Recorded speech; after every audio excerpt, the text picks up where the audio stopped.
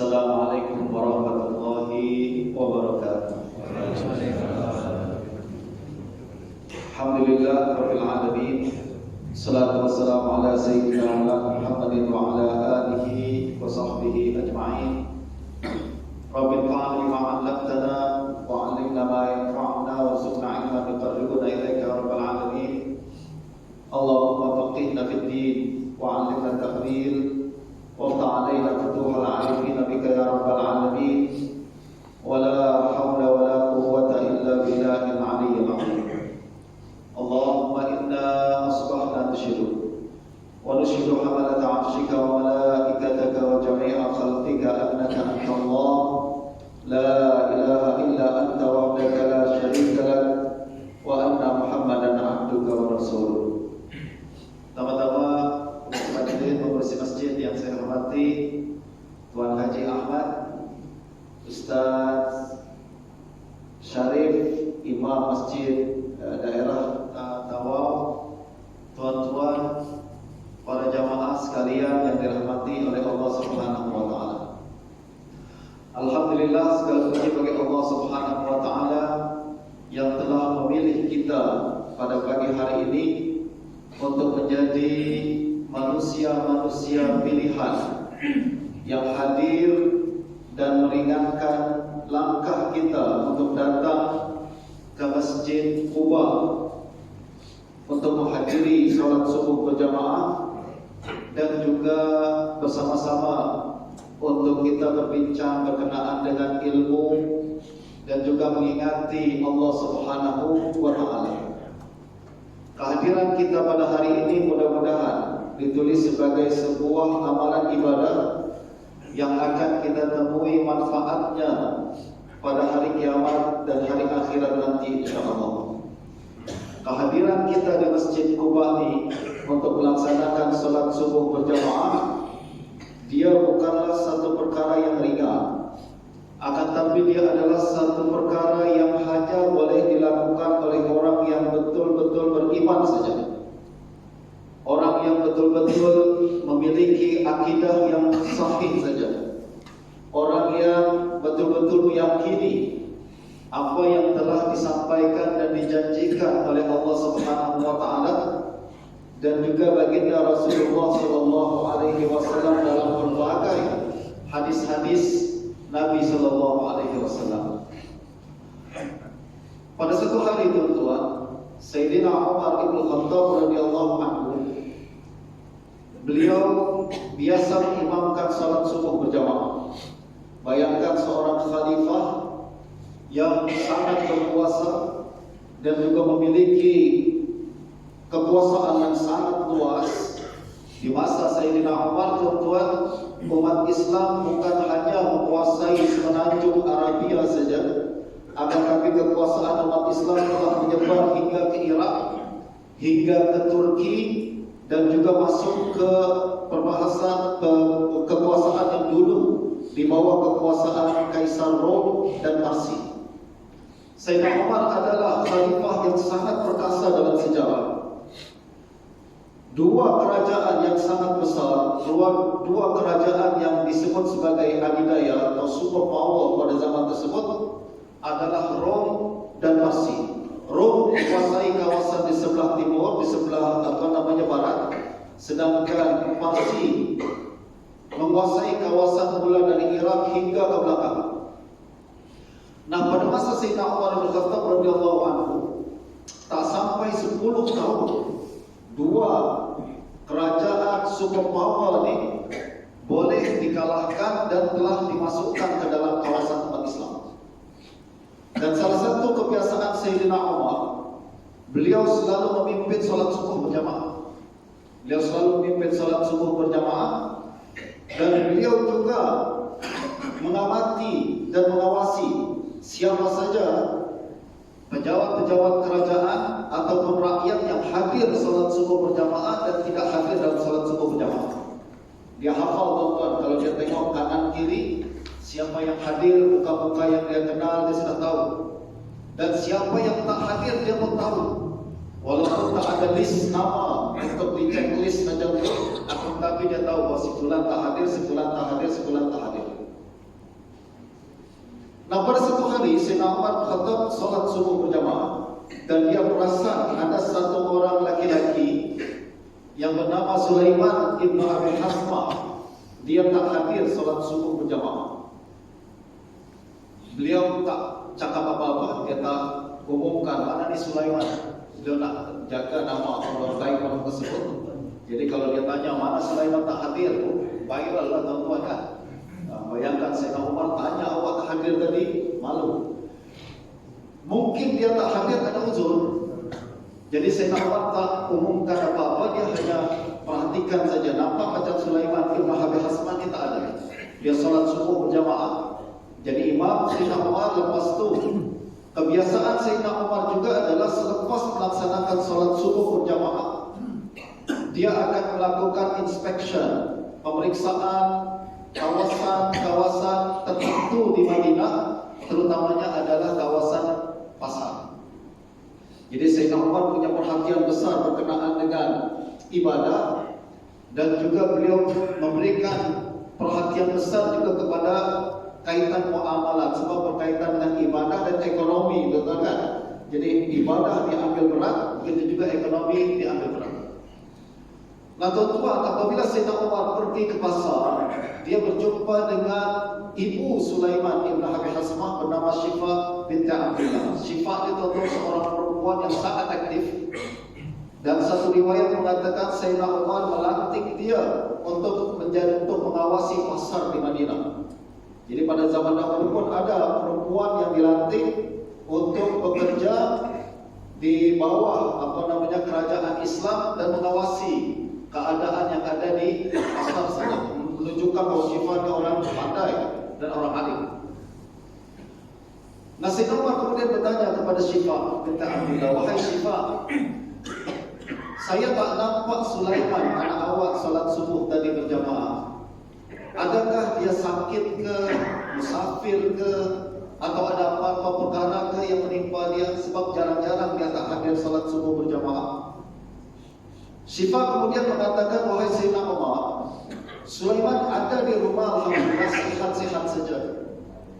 Akan tetapi dia tak hadir solat subuh berjamaah sebab semalam dia bangun tahajud, qiyamul lail satu malam penuh.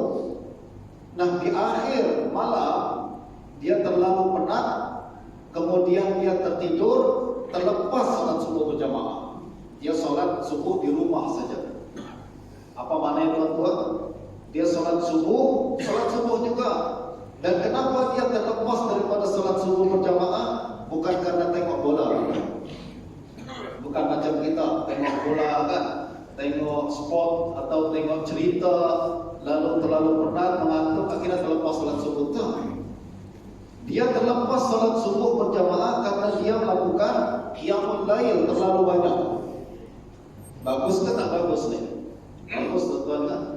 Terlalu banyak melakukan qiyamul lail dan terlepas solat subuh karena sebelum masuk solat subuh tu dia terlalu penat, lalu mengantuk, dia ingat 10 minit sajalah tidur, lalu terlepas hingga solat subuh berjamaah terlepas dia. Nah, mendengar ucapan ni, apa ucapan Sayyidina, apa kata Sayyidina Umar bin Khattab radhiyallahu anhu? Beliau mengatakan, la an ashhada salat as-subhi fil jamaah ahabbu ilayya min qiyami lailah. Beliau mengatakan, saya hadir solat subuh berjamaah itu adalah lebih baik daripada saya melakukan qiyamul lail satu malam. Hadis riwayat Imam Malik dalam Muwatta, tuan-tuan.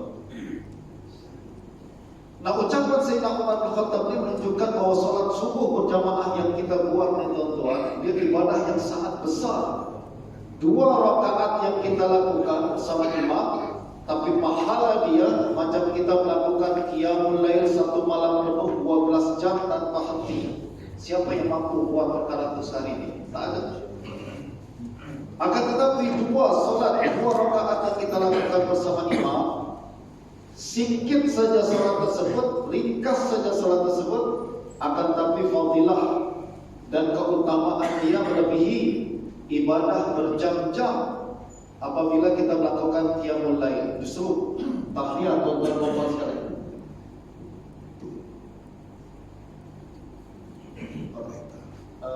Kereta Nexia putih SGB 6870 diminta untuk mengalihkan kendaraan agar jiran kita boleh keluar. Nexia putih ya, SGB 6870. Lihatkan dulu. Oke. Nah, dengan demikian tuan-tuan, ya, pada hari ini tuan-tuan dan puan-puan sekalian telah hadir salat subuh berjamaah. Pada masa yang sama insyaallah mendapatkan fadilah dan kelebihan yang disebutkan oleh Sayyidina Umar bin Khattab radhiyallahu anhu. Dan apa yang disebutkan oleh Sayyidina Umar bin Khattab ini tuan-tuan sebenarnya bukan berasal daripada beliau. Ini menunjukkan bahwa beliau adalah orang yang sangat faqih, pakar dalam agama, dan mengetahui sunnah baginda Nabi, menguasai sunnah baginda Nabi dengan sebaik-baiknya. Sebab sebuah hadis riwayat Imam Muslim bahwa baginda Nabi SAW pernah bersabda, "Man shallal isya fil jamaah faka'annama qama nisfal lail, wa man shallal fajr fil jamaah faka'annama qama al-laila kullah." Kata Nabi SAW, siapa yang melakukan salat isya berjamaah seolah-olah dia melakukan salat qiyamul lail setengah malam. Jadi kalau kita hadir salat isya berjamaah, seolah-olah kita melakukan qiyamul lail setengah malam. Tapi siapa yang melakukan salat subuh berjamaah, kata Nabi, seolah-olah dia melakukan qiyamul lail satu malam penuh. Itu sebabnya kalau 10 malam terakhir kan tuan-tuan di bulan suci Ramadan, kalau kita maintain saja dalam, bukan cuma 10 malam terakhir, kita maintain saja salat isya berjamaah, subuh berjamaah sepanjang bulan suci Ramadan, maka confirm kita sudah mendapatkan Lailatul Qadar.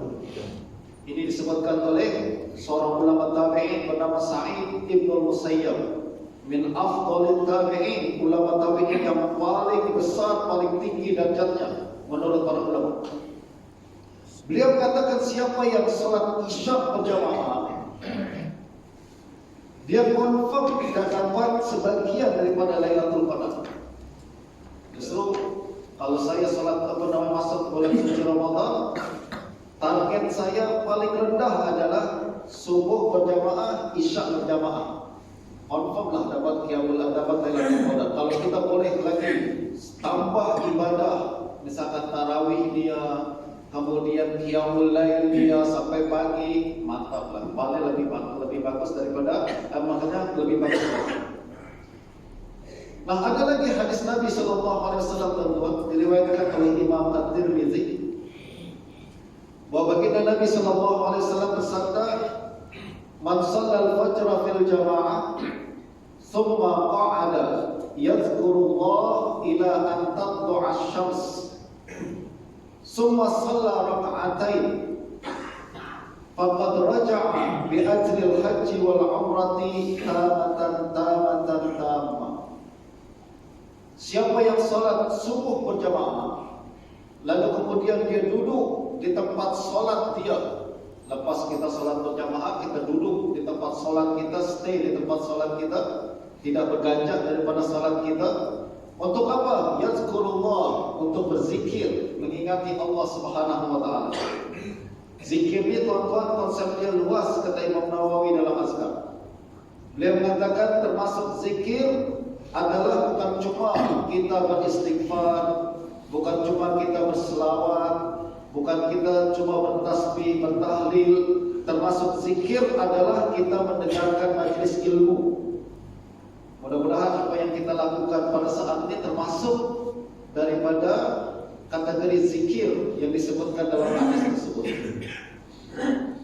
Nah, kata Nabi dalam hadis tersebut, siapa yang salat subuh berjamaah, kemudian duduk tidak berganjak dalam tempat solatnya untuk berzikir kepada Allah Subhanahu wa taala, lalu dia solat 2 rakaat selepas isyraq, ya, terbit matahari, maka dia akan pulang dengan membawa pahala haji dan umrah secara sempurna. Dan kelebihan untuk kita stay di tempat solat kita tuan, banyak hadis yang menunjukkan perkara tersebut.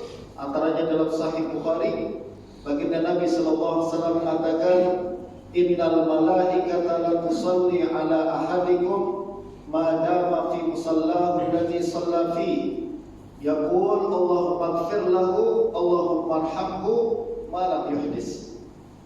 Kata Nabi SAW, siapa sesungguhnya malaikat akan berselawat kepada kita.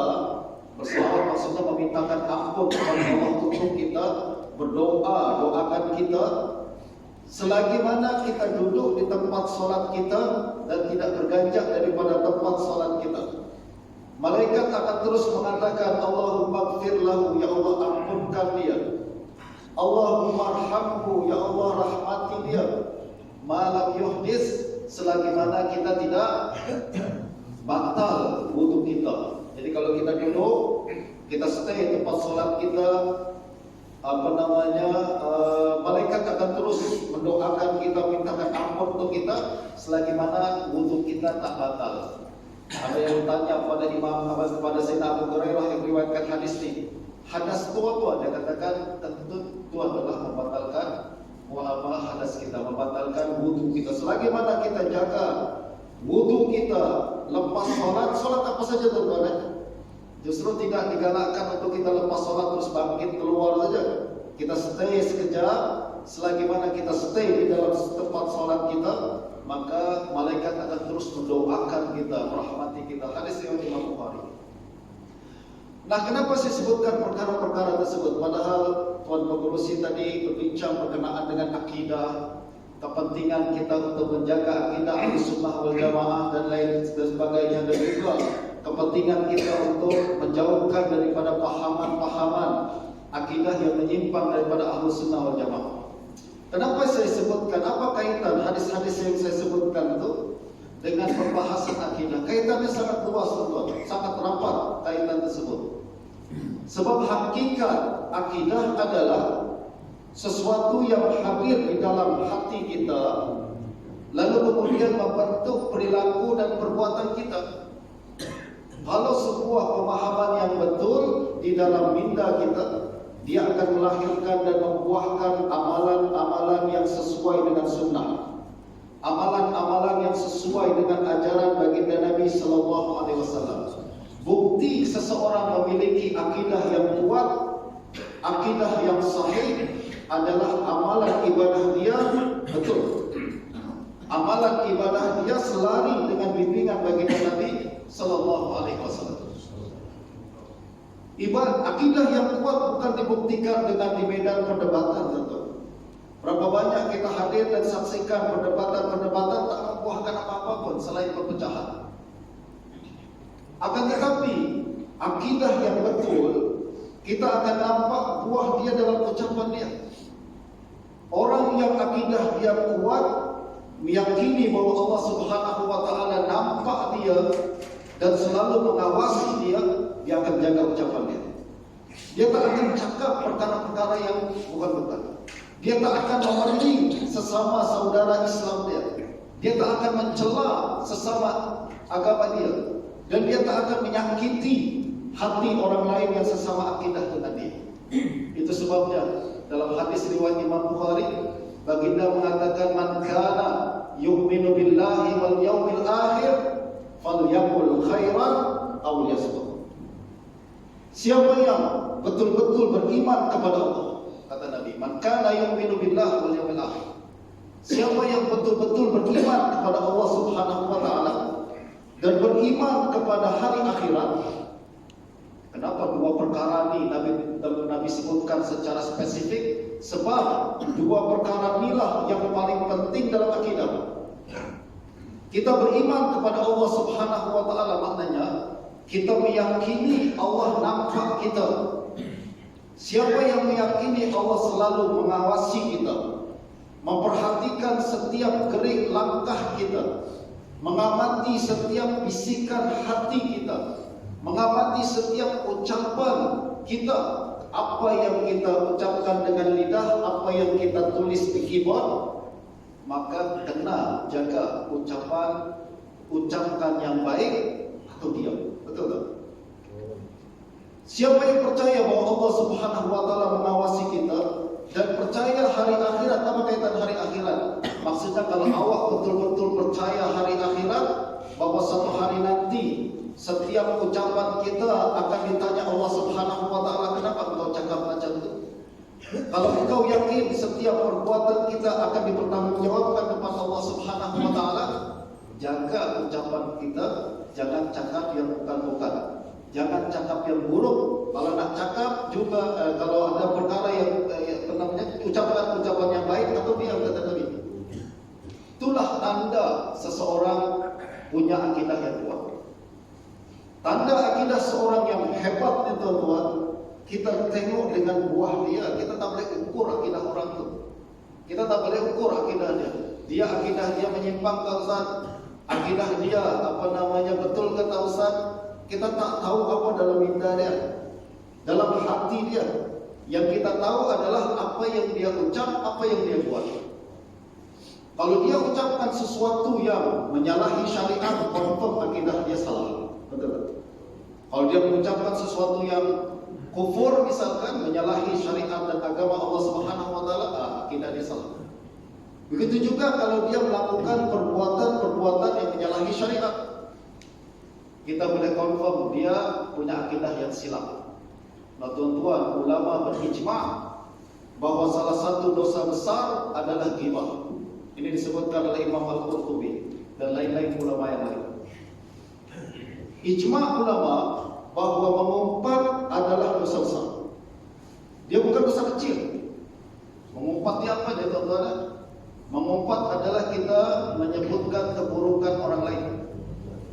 Kita sebutkan si fulan macam ni, si fulan macam tu, dengan ucapan-ucapan yang kalau dia dengar, yang kalau dia baca, dia rasa macam tak sedap hati. Itu namanya ghibah. Itu namanya mengumpat. Dan ijma' ulama, mengumpat adalah dosa besar, bukan dosa kecil. Dalam Al-Quran Allah sebutkan macam orang memakan bangkai saudaranya sendiri, kan?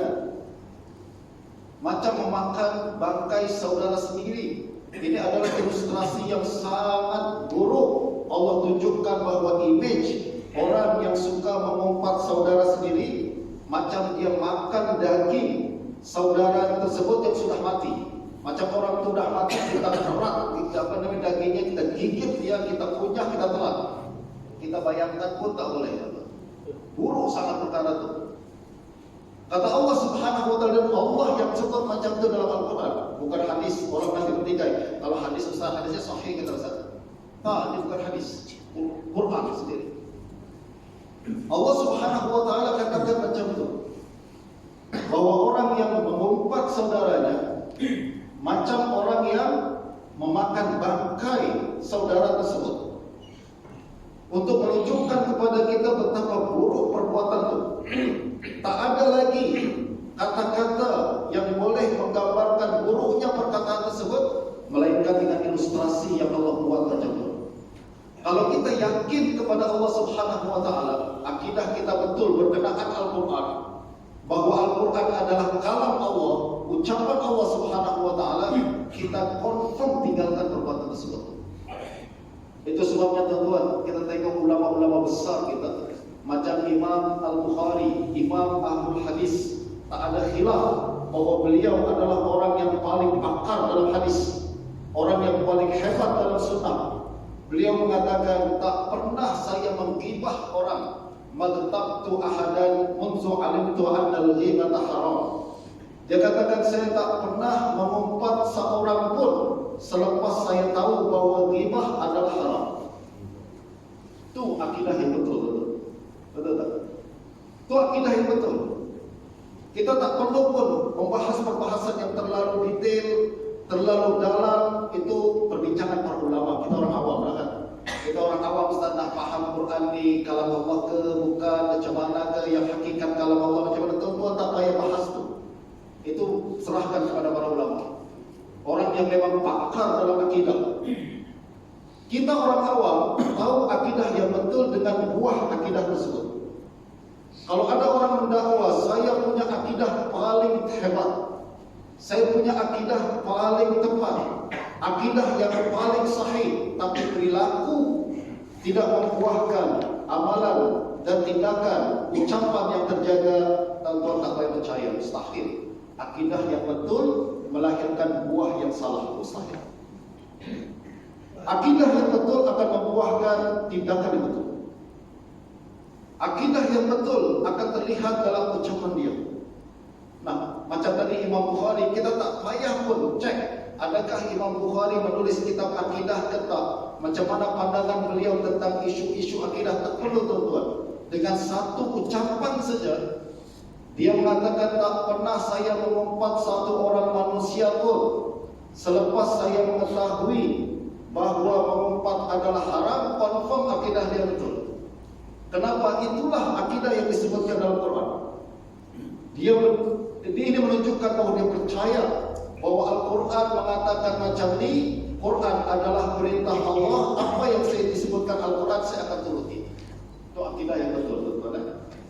Justru akidah Al-Sunnah wal Jamaah simple saja. Quran, Sunnah, kita akan dapat membuahkan ihsan, membuahkan perbuatan yang betul berkenaan dengan perkara-perkara yang disebutkan dalam Al-Quran tersebut. Nah, Imam Bukhari macam tadi, walaupun beliau seorang ahli hadis, dan tujuan dan salah satu tugasan ahli hadis, tuan-tuan, kalau tuan-tuan belajar ilmu hadis, tuan-tuan akan nampak salah satu cabang ilmu hadis adalah ilmu berkenaan al-jarh wa ta'dil. Jarh wa ta'dil ni maknanya kita menilai perawi, riwayat hadis, siapa fulan ni, adakah dia punya sifat-sifat adalah yang cukup atau tak, hafalan dia macam apa. Tugasan ahli hadis adalah menilai orang lain. Tapi Imam Bukhari, walaupun dia menilai seorang perawi, riwayat hadis, dia jaga lidah dia. Dia tak pernah mengatakan si fulan ni kazzab, dajjal dan lain sebagainya, tak. Ucapannya dijaga dengan sangat baik.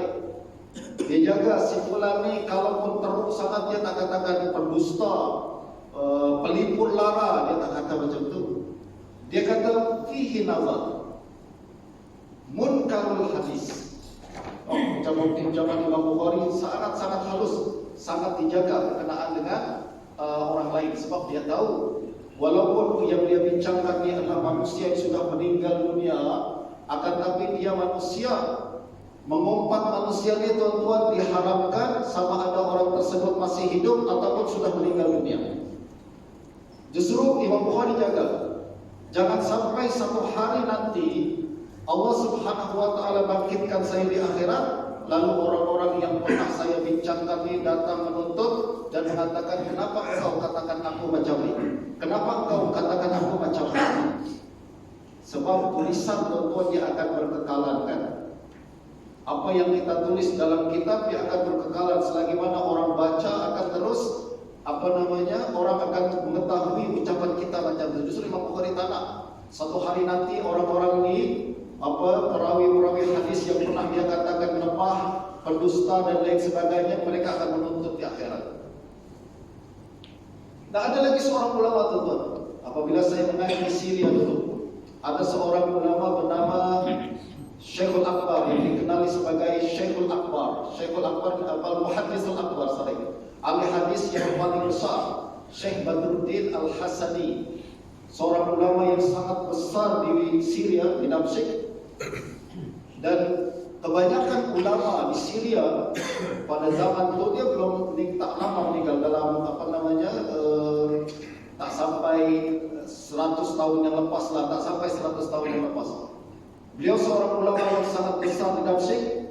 Beliau juga tokoh kemerdekaan Syria, dan beliau pengaruh dia sangat besar dalam mengembalikan atau menyebarkan agama dan ilmu di kawasan Syam. Syam itu, tuan-tuan, adalah Syria, Palestin, kemudian Jordan dan juga Lebanon. Itu kawasan kita sebut sebagai Syam. Kebanyakan para ulama pada zaman itu adalah murid-murid daripada Syekh Badruddin Al-Hasani. Ulama yang sangat besar. ulama yang sangat hebat, dan beliau biasa duduk dan mengajar di satu tempat yang disebut sebagai Darul Hadis Al-Ashrafiyah. Darul Hadis maksudnya adalah madrasah yang khas mengajarkan ilmu hadis. Madrasah ini tuan-tuan didirikan oleh Sultan Mahmud Zaki pada abad kelima hingga abad saya ingat ke-6 Hijrah. Didirikan bukan Syekh Mahmud Zaki, tapi Sultan Ashraf. Sultan Ashraf adalah masih keturunan keluarga daripada Sultan Salahuddin Al-Ayyubi. Orang pertama yang menjadi Syekhul Hadis di Ashrafiyah adalah Imam Ibn Salah Asy-Syahruzuri. Dia menulis banyak kitab berkenaan dengan fiqh Syafi'i dan juga kitab-kitab hadis. Selepas Ibn Salah digantikan oleh Ibn Syamah. Selepas Ibn Syamah digantikan oleh Imam Nawawi. Ulama-ulama besar yang dulu pernah mengajar di Darul Hadis Ashrafiyah di Tebet. Dan Darul Hadis Ashrafiyah masih kekal hingga hari ini. Dan salah satu ulama yang pernah menjadi ulama Syekhul Hadis di tempat tersebut adalah Syekh Badruddin Al-Hasani. Hari-hari tuan-tuan, Syekh Badruddin terkenal sangat zuhud dan wara'. Dia hari-hari mengajar di tempat tersebut. Dia mengajar hadis, tak ada kerja dia melainkan mengajar saja. Tak ada kerja melainkan mengajar saja. Orang ramai datang mengaji, para ulama datang mengaji dan lain sebagainya. Dan salah satu kebiasaan atau sifat Syekh Badruddin Al-Hasan ini, apabila saya dengar daripada murid-murid dan kalangan-kalangan yang pernah jumpa dengan dia di sini, mereka mengatakan Syekh Badruddin ini punya sifat, salah satunya adalah dia tak suka orang lain mengumpat tentang orang lain di depan dia. Kalau dia tengah mengajar, sedang duduk, lalu ada orang cerita sembang-sembang berkenaan Syekh, apa pandangan Syekh tentang si fulan semalam buat macam ni, si fulan macam ni, dia tak suka. Dan kalau dia tak suka, dia tak cakap apa-apa, terus bangkit masuk dalam bilik dia, tinggal orang. Ini orang yang jaga lidah dia dan jaga pendengaran dia, tuan-tuan. Sebagaimana dalam hadis Nabi SAW, orang yang punya macam ni, maknanya dia adalah salah satu tanda wali Allah Subhanahu wa taala. Dalam hadis riwayat Imam Bukhari daripada Sayyidina Abu Hurairah radhiyallahu anhu, kata Allah Subhanahu wa taala, "Man 'ada li waliyan faqad adzantuhu bil harb." Siapa yang memusuhi wali aku, maknanya dia telah mengisytiharkan perang kepada Allah Subhanahu wa taala. Dan kemudian baginda Nabi mengatakan, Allah Subhanahu wa taala mengatakan, apabila seorang hamba wala yazalu 'abdi yataqarrabu ilayya bin nawafil hatta uhibba. Kalau seorang hamba ni biasa melaksanakan ibadah-ibadah sunat, tentulah ibadah fardu dulu dia kuasai, kemudian dia biasakan dengan ibadah-ibadah sunat dan lain sebagainya, maka Allah akan cintai dia. Wala yazalu 'abdi yataqarrabu ilayya bin nawafil hatta uhibba. Kalau seorang hamba melakukan ibadah-ibadah sunat, dia akan sampai ke satu derajat, yaitu Allah cinta dia.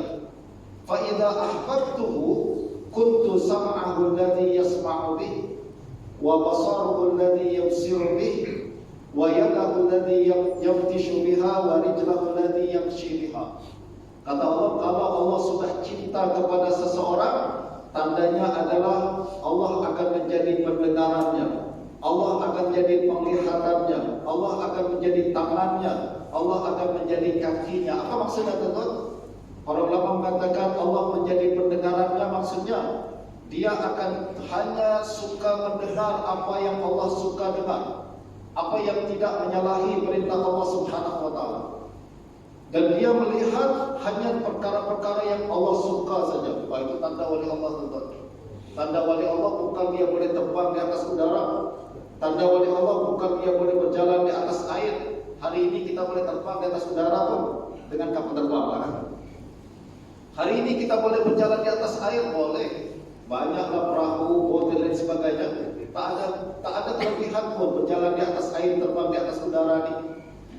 Wali Allah hakikatnya dan sifatnya adalah kalau orang dah sampai kepada derajat dicintai oleh Allah, selepas dia mengamalkan amalan yang fardu, selepas dia mengamalkan amalan yang sunat, memperbanyak sunat sebanyak-banyaknya, sampai kepada derajat Allah cinta dia, sifatnya adalah pendengaran dia terjaga. Dia tak akan guna pendengaran dia untuk melakukan sesuatu yang diharamkan oleh Allah Subhanahu wa taala. Dan penglihatan dia terjaga. Dia tak akan guna penglihatan dia untuk melakukan perkara yang diharamkan oleh Allah Subhanahu wa taala. Tangan dia terjaga. Dia tak akan menggunakan tangan tersebut untuk melakukan perkara yang Allah haramkan. Begitu juga kaki dia dijaga. Dia tak akan melangkah kepada tempat-tempat yang diharamkan oleh Allah Subhanahu wa taala. Walakin sa'alani la'u'tiyannah, kata Nabi, kalau orang yang macam ni minta kepadaku, confirm aku bagi. Wa idza sta'adzani la'u'idannah, kalau dia minta perlindungan kepadaku, kata Allah, confirm aku akan lindungi. Ini akidah yang sahih, betul, akidah yang sahih. Akidah yang sahih membuahkan apa? Perbuatan yang sahih, ucapan yang sahih. Justru kita tak menilai orang akidahnya dengan dakwaan-dakwaan. Kita tak menilai orang mengatakan saya ni akidah yang paling hebat, aliran yang paling tepat. Kita melihat perbuatan awak. Kalau perbuatan awak menyimpang daripada perintah Allah, menyimpang daripada sunnah baginda Nabi, menyimpang daripada hukum hakam yang telah ditetapkan oleh para ulama kita, tuan-tuan. Ulama kita dah tulis berbagai buku yang menjelaskan kepada kita ini halal, ini haram, ini boleh dibuat, ini tak boleh dibuat, ini mesti ditinggalkan, ini kena dilakukan. Kalau perbuatan kita menyalahi semua perkara tersebut, maknanya dakwaan sekedar dakwah. Dakwaan sekedar dakwah. Allah Subhanahu wa taala akan menghisab kita nanti mengikut ucapan dan perbuatan yang kita lakukan. Nah, justru salah satu kaedah di kalangan Ahlus Sunnah wal Jamaah, mereka tidak membezakan, mereka selalu menyebutkan akidah, syariat atau iman, Islam dan ihsan. Iman, ihsan, iman, Islam dan ihsan. Kita ada iman, keyakinan berkenaan dengan Allah dan hari akhirat dan para nabi. Berikutnya amalan kita mesti selari dengan iman tersebut. Dan ihsan, kita kena bersihkan hati kita. Pembersihan hati ini yang sukar untuk dilakukan, dan dia bagian daripada akidah yang tepat. Itu sebabnya kalau kita bincang berkenaan dengan akidah-akidah yang selari dengan Ahlus Sunnah wal Jamaah, kita akan selalu dapati, tuan-tuan, para ulama kita, mereka adalah orang yang paling rajin beribadah. Pada masa yang sama mereka juga orang yang paling zuhud, orang yang paling bersih hatinya. Kita tengok pelbagai ulama di kalangan Ahlus Sunnah wal Jamaah. Tak payah jauh-jauh, Imam Al-Ghazali misalkan. Siapa yang baca riwayat hidup Imam Al-Ghazali, kita akan nampak hebatnya ibadah beliau. Beliau berada dalam darjat yang paling tinggi, tingkatan yang paling tinggi. Beliau rapat dengan wazir atau pemimpin atau Perdana Menteri pada masa itu, yaitu Wazir Nizamul Mulk, lalu dilantik menjadi rektor sebuah institusi yang paling tinggi zaman itu di Baghdad, yaitu Madrasah Nizamiyah. Akan tetapi Imam Al-Ghazali kemudian tinggalkan semua itu karena beliau merasa macam ada yang tak kena dengan hati saya. Dia punya darjat yang tinggi, tuan-tuan, Imam Al-Ghazali, darjat yang sangat tinggi, harta yang cukup banyak, kedudukan yang sangat terhormat di kalangan masyarakat dan juga di kalangan kerajaan. Tapi dia rasa macam, saya takutlah nanti kalau berhadapan dengan Allah Subhanahu wa taala macam mana? Allah akan tanya sama ada saya ikhlas ke tak ikhlas dan lain sebagainya. Dia tinggalkan semua tu, tinggalkan semua kemasyhuran, tinggalkan semua puji-pujian manusia untuk beralih kepada jalan zuhud dan tasawuf. Dan dia lebih memilih menjadi orang biasa saja tu. Dia tinggalkan kedudukan dia di Baghdad, dia pindah ke Syam, lalu kemudian tinggal di Syria selama beberapa tahun dan menulis kitab yang paling hebat, yaitu Ihya Ulumuddin. Kemudian dia beralih ke negeri dia di Tus dan meninggal dunia di Tus. Meninggal dunia, kata para ulama, dalam keadaan keinginan dia untuk mempelajari dan mendalami ilmu hadis Nabi SAW. Dia mendalami Sahihain, mengaji Sahih Bukhari dan Sahih Muslim. Apabila datang seorang ulama bernama Abul Fityan, datang dari luar ketus Imam Bukhari, Imam Al-Ghazali namanya, jemput dia datang ke rumah dan sengaja beliau baca Sunan Abu Daud kepada orang tersebut. Dan seluruh ulama kita macam itu. Alhamdulillah ahli sunnah wal jamaah ini, para ulama kita sangat mengagungkan hadis Nabi SAW. Tak ada satu orang pun di kalangan ahli sunnah wal jamaah yang meninggalkan hadis. Kalau ada orang mengatakan nih, Imam Al-Ghazali sebenarnya adalah ahli falsafah, saya rasa tak betul ucapan itu. Akidah Imam Al-Ghazali adalah akidah yang dibina di atas falsafah, tak betul teman-teman. Itu adalah tuduhan yang sangat jahat kepada para ulama kita. Semua ulama ahli sunnah wal jamaah, mereka merujuk kepada Al-Quran, mereka merujuk kepada hadis, dan mereka sangat mengagungkan baginda Nabi SAW.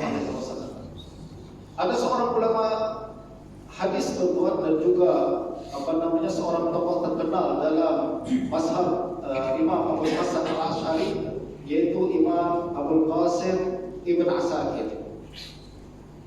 Abul Qasim Ibn Asakir adalah ulama hadis yang paling hebat di zamannya. Beliau meninggal dalam 570 dan beliau adalah tokoh hadis yang hafiz, yang menghafal ribuan bahkan jutaan hadis-hadis Nabi. Dan karangan beliau sekarang tuan-tuan bertajuk Tarikh Dimashq. Tarikh Dimashq, kalau tuan-tuan tengok dia lebih daripada mungkin 80 jilid. Semua berkenaan dengan hadis, berkenaan dengan para perawi, dan memang hafalan dia Masya Allah. Dia seorang ulama yang boleh dikatakan pada abad itu ulama hadis yang paling besar. Apabila Sultan Mahmud Zaki mendirikan Darul Hadis An-Nuriyah, nama dia, di Damsyik. Kalau tuan-tuan ada masa nanti ada peluang pergi ke Damsyik, saya cadangkan pergi ke satu tempat di kawasan Masjid Umawi. Dulu saya mengaji di sana tuan-tuan ya. Jadi saya tahu kawasan-kawasan ini. Memang sangat, saya bayangkan kalau zaman dahulu ini penuh dengan para ulama, penuh dengan ilmu pada saat itu sangat hebat, sangat tinggi. Nah, Sultan Mahmud Zaki terkenal sebagai sultan yang sangat soleh, sangat zuhud. Dia yang berjaya mengusir banyak tentara Salib di Syam pada masa itu sebelum Salahuddin Al-Ayyubi. Sebenarnya Salahuddin Al-Ayyubi adalah panglima dia di bawah perintah daripada Mahmud Zaki ini. Dia yang pertama-tama menggerakkan kaum muslimin untuk melawan tentara Salib yang menguasai banyak negeri di Syam. Nah, Mahmud Zaki kemudian mendirikan Darul Hadis An-Nuriyah. Darul Hadis An-Nuriyah adalah institusi pendidikan khas hadis pertama di dunia. Sebelum ini orang mengaji hadis macam mengaji datang ke ulama-ulama tertentu, ke masjid-masjid tertentu, tapi Darul Hadis An-Nuriyah adalah satu institusi yang khas untuk mengaji hadis saja. Orang yang dilantik menjadi Syekhul Hadis di sana yang pertama adalah Syekh Imam Ibn Asakir. Dan Ibn Asakir kemudian mengajarkan hadis Nabi, sunnah Nabi, dan antara orang yang sering hadir ke majlis beliau adalah Salahuddin Al-Ayyubi. Salahuddin Al-Ayyubi kalau datang mengaji hadis, dia kena duduk macam orang lain, tak ada tempat khas, dan pernah dia bersembang-sembang ketika pembacaan hadis dimarah oleh sahabat Ibn Asakir. Dan inilah ulama-ulama kita yang kemudian menjaga akidah hingga hari ini, dan kemudian membuat akidah Ahlus Sunnah menjadi akidah yang diikuti oleh ramai kaum muslimin dan menjadi akidah yang paling akidah yang paling diikuti oleh jumhur ulama kaum muslimin. Dan saya rasa tuan-tuan, dengan demikian saya kembali mengingatkan pada tuan-tuan dan puan sekalian, apabila kita berbincang tentang akidah Ahlussunnah wal Jamaah, tak payahlah kita bincang terlalu berat-berat, serahkan dia kepada para ulama. Akan tapi kita sebagai seorang awam, kita hanya menilai mengikut ucapan dan perbuatan orang tersebut. Kalau kita ingin membuktikan bahwa kita punya akidah yang paling tepat, akidah yang paling sahih, sesuai dengan akidah baginda Nabi SAW, buktikan dia dengan ucapan kita yang terjaga. Buktikan dia dengan amalan ibadah kita yang mengikuti sunnah baginda Nabi SAW, dan buktikan dia dengan akhlak yang mulia, selari dengan akhlak baginda Nabi SAW. Mudah-mudahan kita akan berjumpa pada masa yang akan datang. Mohon maaf atas segala kurangan. Wassalamualaikum warahmatullahi wabarakatuh.